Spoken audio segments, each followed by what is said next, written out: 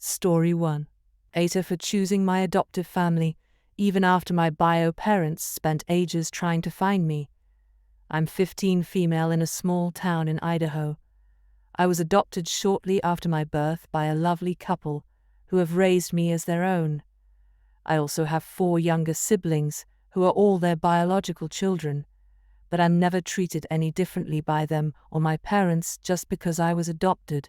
We never knew why my biological parents gave me up, but the truth is I'm happy with my life as it is now, so it never bothered me much, and I never felt the need to find the answer to that question. Well, after 15 years, my biological parents have found a way to get in touch with me. I don't know how, considering they would have only known my first name and not my last, but I guess they had their methods. And yes, I know it's legitimately them because they showed me a baby photo that was nearly identical to one that my parents have. So it's for real. Last month, they proposed the idea of meeting up, and I got the okay for my parents to meet them, which happened last week. They were really nice, took me out for lunch, and we talked about how my life was, and I finally found out why I was given up. I was born in Salt Lake City, Utah, and my parents were both from devout Mormon families. They ended up doing the deed before they were married, which I guess is a big deal in their religion. I don't know, my family isn't religious, but it basically boiled down to them not wanting their families to find out. So they decided to find a way to hide me, and they'd wanted to come back for me once they were married.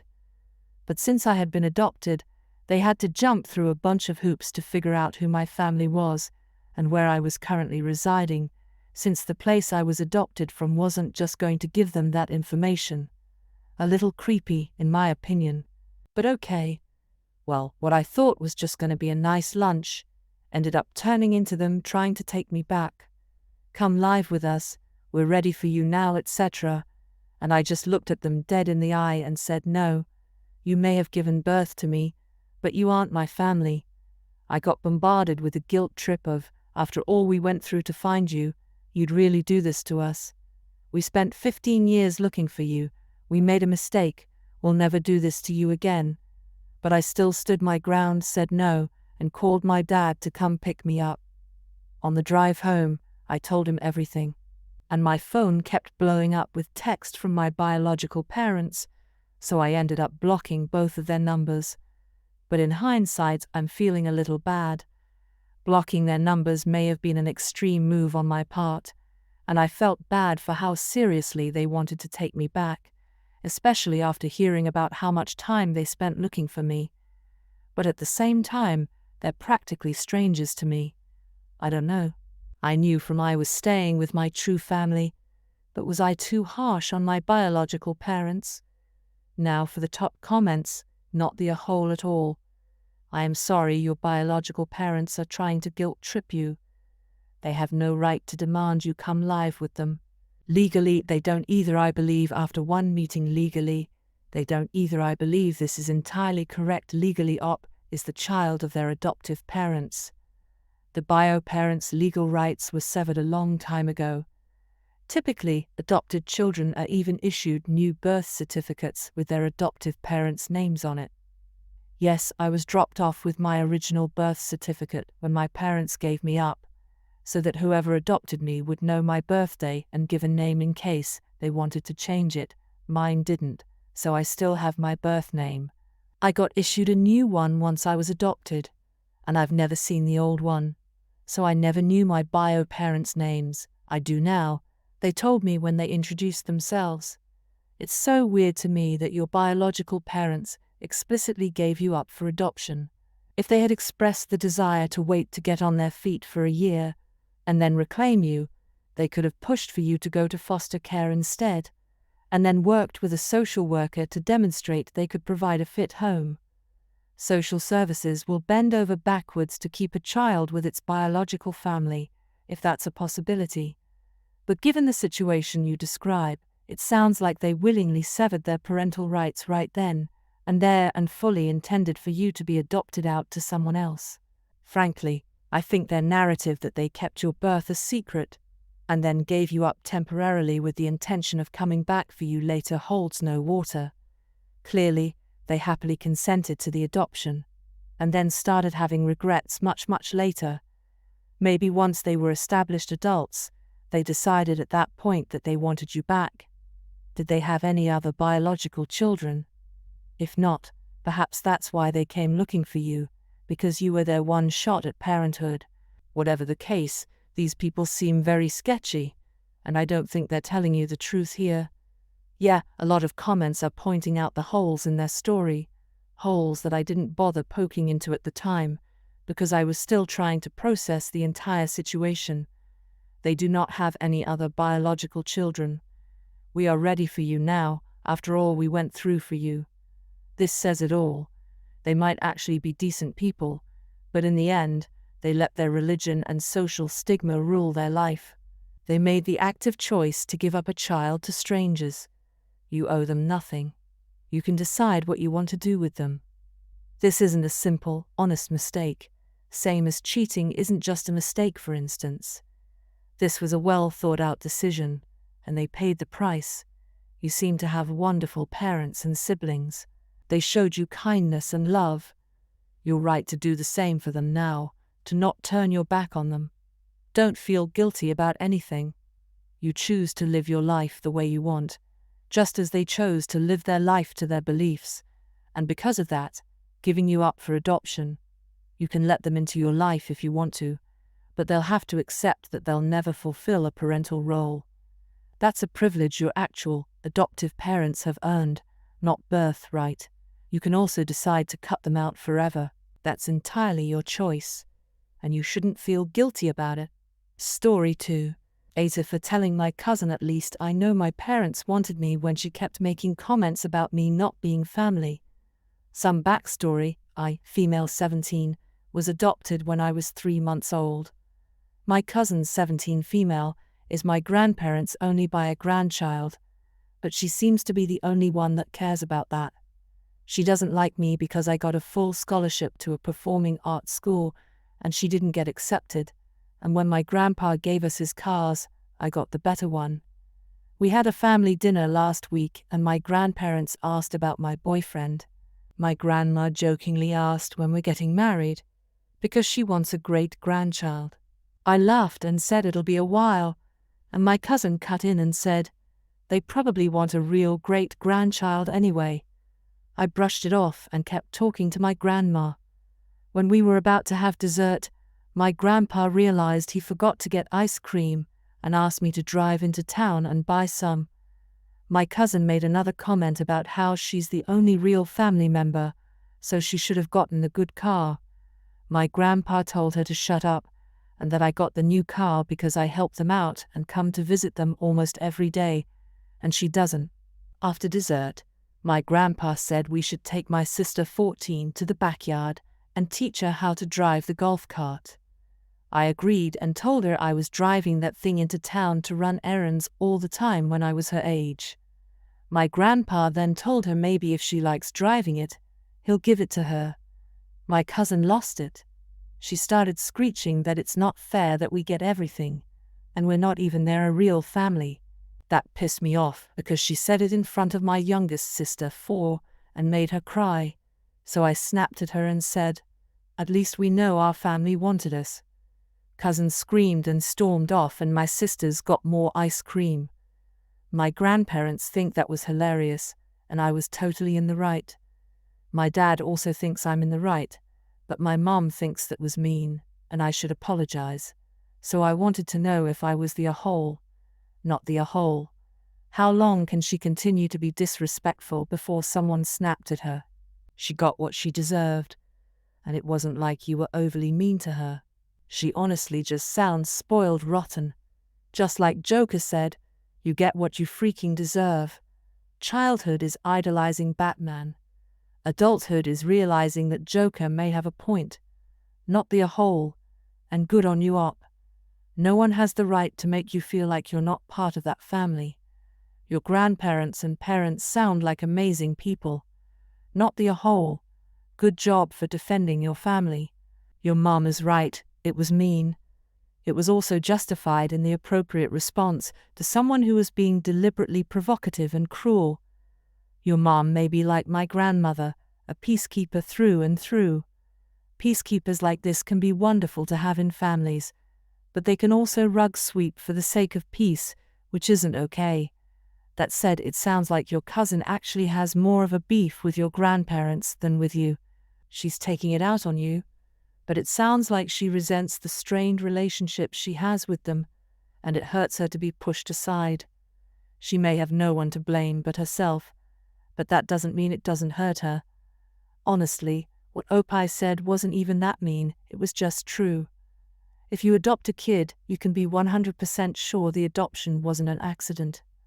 Sure, I guess it implies something unkind about the cousin, but who cares? Not the whole. Story 3.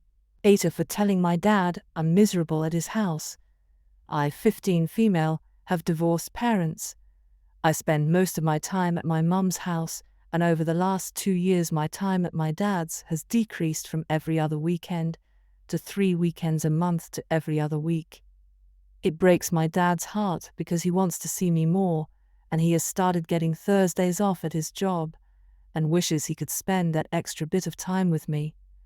But the truth is, I hate being at his house.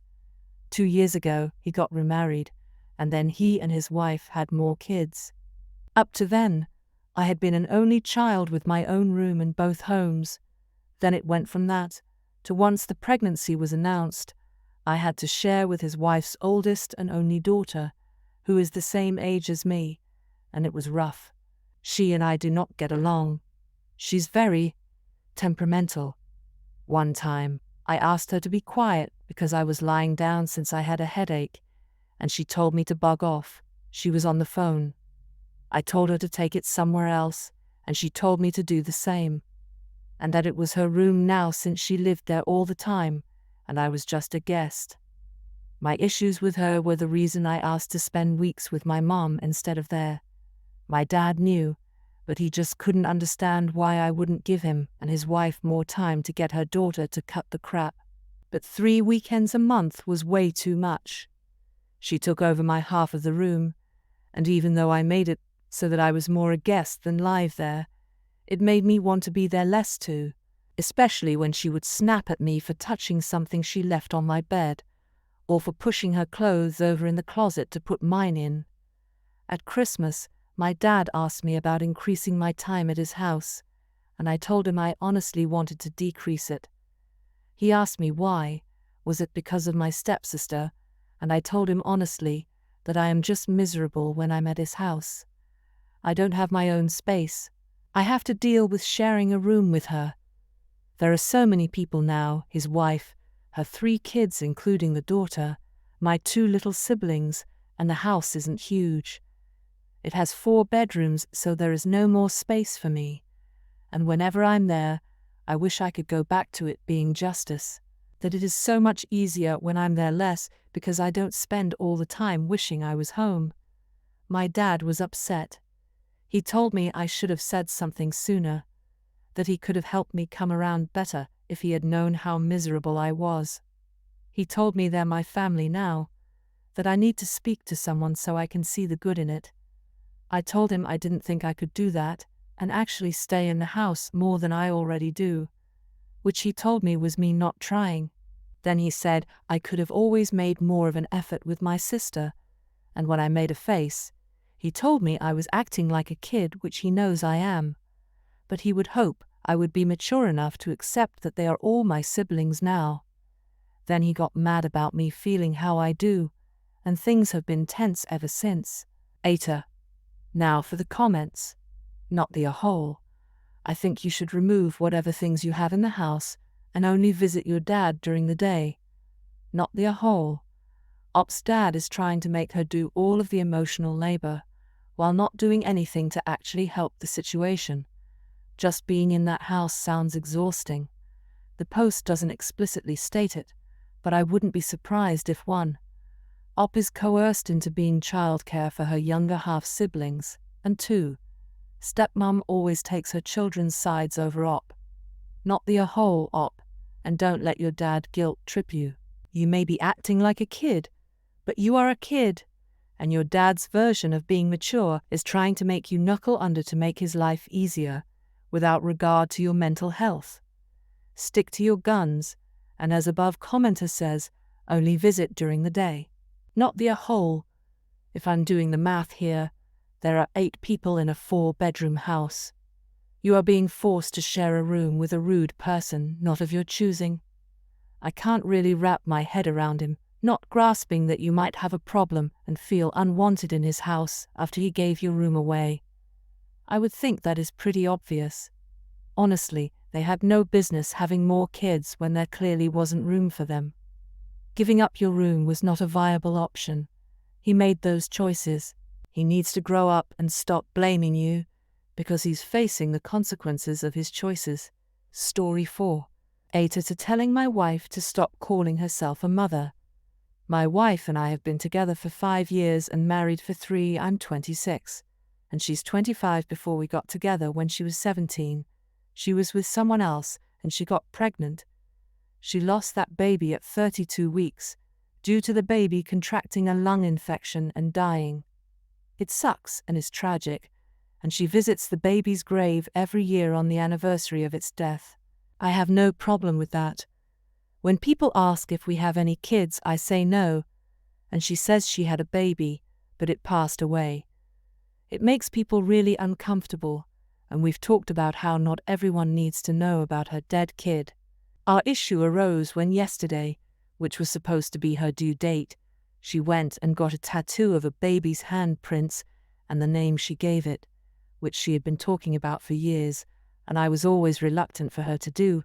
It seems kinda trashy, but I don't like tattoos in general, and posted it on Facebook with a big long caption about how, even though she wasn't his earth-side mother for long, he taught her so much, and how being his mother was the greatest gift she could ask for.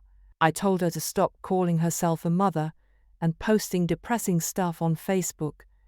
It was almost a decade ago, and she's still holding on to it. What is she going to say when we have kids? That she has this many kids alive and this many dead? She told me I was being an insensitive D-head, and it's no different than if her baby died at 6 months old. She still held it, fed it with her body, loved it, and created a space in her world for it. She hasn't talked to me since yesterday and slept in our guest room. I feel like she needs to get over it because it was almost 10 years ago, and she's acting like it's fresh. The baby didn't die in utero or was stillborn. It was born, developed a lung infection, and died like 5 days after it was born. You're the whole. Let me paint a picture for you. At 32 weeks, your wife may have been given the option to induce labor and try to save the preemie baby. That baby very well could have lived. At 32 weeks, if the baby died in utero, your wife packed a bag and went to the hospital to deliver a baby she knew was gone. A nurse would have asked her if she wanted to hold the baby, or if she wanted a picture to keep. Depending on the state she lived in, she had to have a birth certificate issued. She had to decide whether to donate, cremate, or bury her baby's body. At 32 weeks, even strangers on the street would have asked about her baby and when she was due. Your wife experienced the hardest and most heartbreaking parts of motherhood. Just because her child is no longer with her doesn't mean that she isn't a mother. Added after reading Op's comments, your wife delivered her baby, heard their cries, may or may not have been allowed to hold them, and saw them whisked away to NICU, then watched her baby die. Would you be so cruel to someone who lost their 2-year-old, their 10-year-old, their teenager? Where exactly is the line for you that death becomes legitimate? I'm astounded by how cold you are. Additionally, I think that therapy needs to come into play here. She needs someone to talk to who can help her do some healing. You're the whole massively. If you're not trolling, I'm not sure how you could possibly think otherwise. 32 weeks is a baby. She lost her baby. You don't get over that ever. If you think grief counseling might help her in dealing with that, feel free to suggest it. But demanding she act like it didn't count because her child never drew breath is gobsmackingly cruel and insensitive. 32 weeks isn't a miscarriage. It's either a stillbirth or a baby that died shortly after being born. Many twins are born at 32-34 weeks gestation. You're the a-hole. What the hell is wrong with you?